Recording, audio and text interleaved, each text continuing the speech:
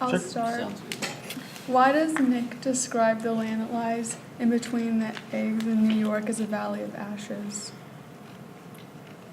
Well, you gotta like take in the time period, which is the 1920s. And in the 1920s, there was like a lot of like partying and all this stuff, like with the West Egg in New York, which are the other two, I think, are the other two settings during this chapter.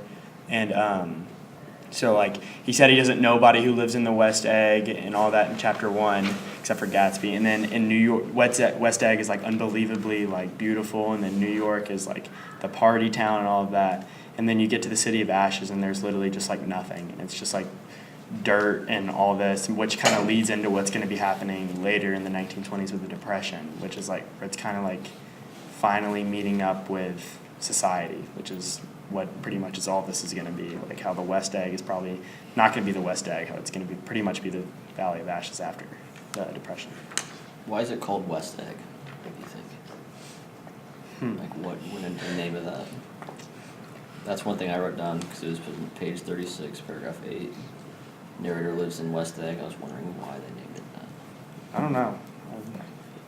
You think it could have been like their economic situation, or just geography, or do you have I any was gonna ideas? say, because isn't like the West and the East Egg, or is that what both of them are called? Yeah. The other two? Is it like, because they're like complete opposites, so like, I don't know, like, yeah, graphically, they're like complete opposites, so like, that could be why, just like to signify like the opposition.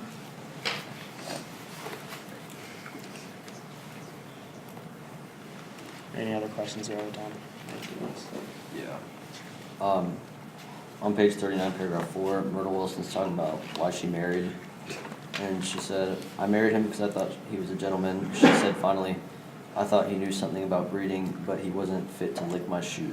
And I was wondering what you guys thought she meant by that. I think she's saying that she's like too good for him. Like, what did she say about her marrying him? That she wasn't, or he wasn't fit to lick my shoe. Nice. Yeah, I I think she probably thinks she deserves better. Yeah, she definitely thinks she deserves better, and she Yeah, probably does. I've written down that like she thought that the guy she was marrying was like a different guy. Like she thought that she says like how awful he is and he's like good for nothing kind of thing. One of the things I wanted to ask is when Tom, while they're in the Valley of Ashes, Tom tells Myrtle to not talk about don't talk about my wife around her, and Myrtle goes like, I can talk about whatever I want to talk about, and so in the book it's kind of known that Daisy knows Tom's cheating, and Tom makes it kind of obvious. Why don't you think Daisy says anything, and she just kind of lets it be? She probably doesn't know like what she would do if she wasn't like with him. She probably like wants like the high class like life and stuff. I think she just likes the idea of being with him and like what comes with it, so she doesn't want to throw it away. Yeah, she's scared of change, probably. Yeah. Do you think if you were Myrtle, would you say something? Like bring it up to Daisy's attention? But does I mean, I feel like doesn't she already know? She Or, like, does know, she but no low-key one, already like, knows, so yeah. it's like what else are you gonna do? Because like if she wanted to do something about it, she would. Yeah.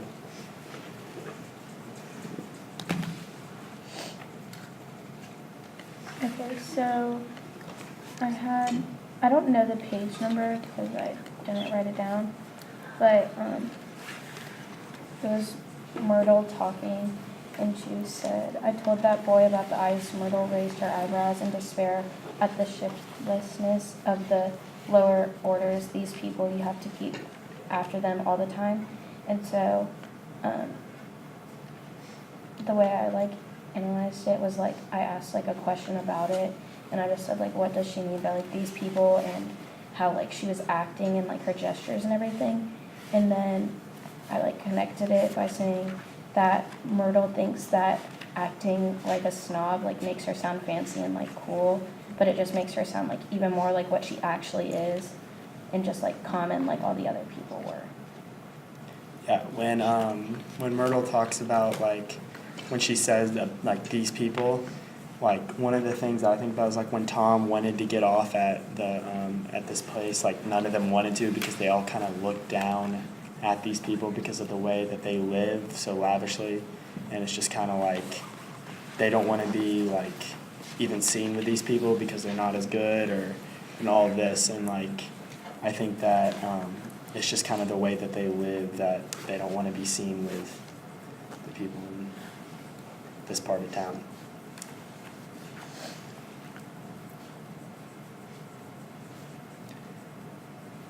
Have any questions, Lauren? I didn't write down any questions. I thought another quote from when the making a short, deft movement, Tom Buchanan broke her nose with an open hand. I think like this quote is showing us like their issues in the marriage and like how he can't control himself, and that like even though like I'm pretty sure that it said that they were drunk at this party or whatever, I still think that like that kind of shows us like the issues that they were having in their marriage. That was one of the other things that I had written down. Yeah, you can tell there's a lot of bad blood in their marriage, and like one of the things that like I know we're not talking about the first chapter, but in the first chapter when Daisy keeps going on and on to Nick about like how bad their marriage is, and then Nick like catches on and is like, she just wants me to feel bad for him. Like, do you really blame her though, because of how bad it is? Like, I know Nick like is like, why would she like want me to feel bad for her? But like, the marriage is terrible. Like, he like physically and emotionally abuses her, and then like she like eggs it on by like calling him stupid and like making like these like sarcastic comments, and it's just kind of like it's kind of a train wreck.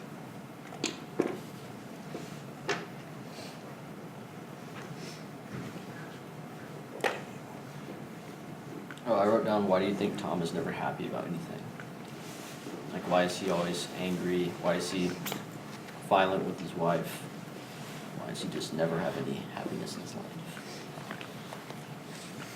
Did something happen to him, or do you think he's just always been this way?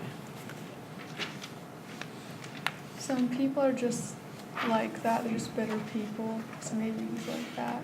Or something happened when he was younger. But He may just be like a controlling person that just wants to like have everything under their control and like just be able to like control it all, and like especially in their marriage and everything, like being like higher power in the marriage.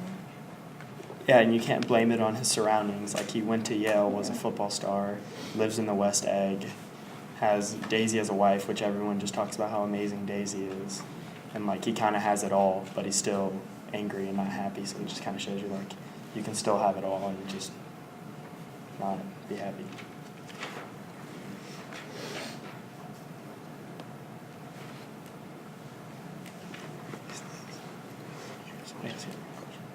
Does anybody have any question or quote or anything?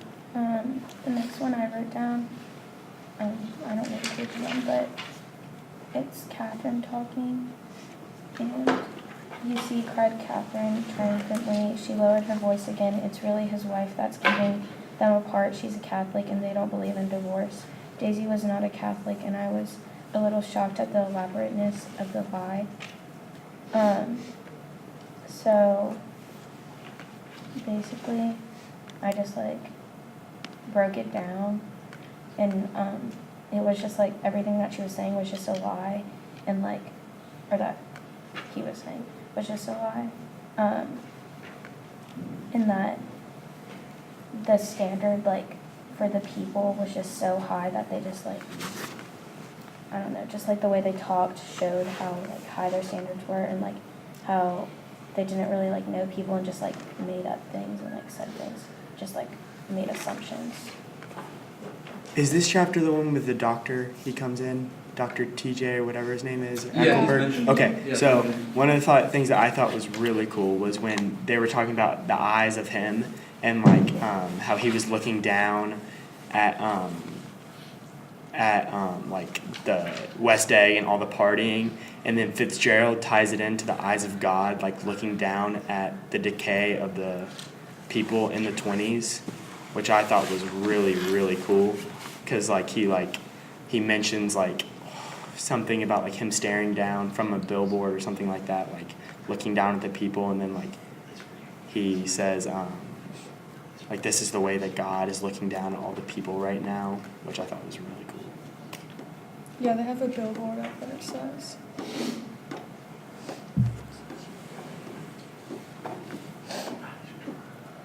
Do you guys think it's weird that, like, the whole reason they went to the, like, the Valley of Ashes, just so, like, Nick could show Tom, like, who he's cheating with? Yeah, he's very, very proud that he has another woman other than Daisy, which is kind of weird.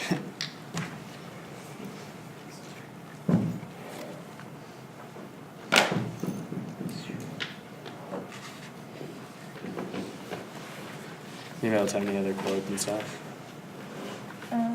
My last quote that I wrote down was the fact that he had won was insisted upon wherever he was known. His acquaintances resented the fact that he turned up in popular restaurants with her and leaving her at a table sauntered about, chatting with whomever he knew. And so it's just like talking about, like Brooke said, like just Tom's just like trying to show off that like he has a mistress and like trying to like make sure that everybody knows it, which is weird. But Yeah, it's really weird how he has to be really discreet about it in the Valley of Ashes, but once he gets to New York City, he can like show her around everywhere, which is kind of weird because like in the Valley of Ashes, it's not like anybody from the Valley of Ashes goes over to the West Egg often and like can tell Daisy, but like in New York City, he can just be like with her all the time and it won't cause any. Because he was with her around Daisy's best friends, like with like Myrtle and Nick and all that, which was kind of weird.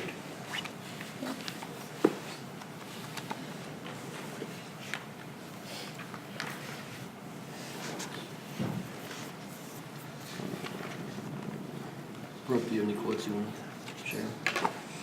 That's all of mine.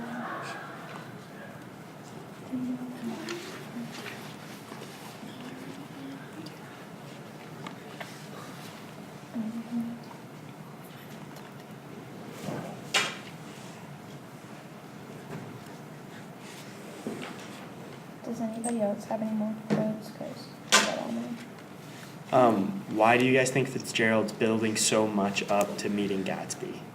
Like, because over the first 2 chapters, it's just been like when they're in New York and it's like Nick's talking about Gatsby, it's just like he's just like building up like this meeting so much, and like you just like want to meet Gatsby so bad. Like, why do you think Fitzgerald? Do you think it's because Nick likes Gatsby so much, or do you think it's like he just wants to build up suspense? I think it's because he like admires him and like what he like does and like everything, and he like likes Gatsby a lot. Like, and everybody like knows so much about Gatsby and like rumors and stuff, but nobody really knows Gatsby. Like, everybody knows the rumors behind him, but no one's ever met him and actually like talked to Gatsby. So I thought Yeah, that I was kind think of cool. it's like for suspense, so like if you're reading it, you don't get bored. Yeah. You're always just like Yeah. waiting to see what will happen.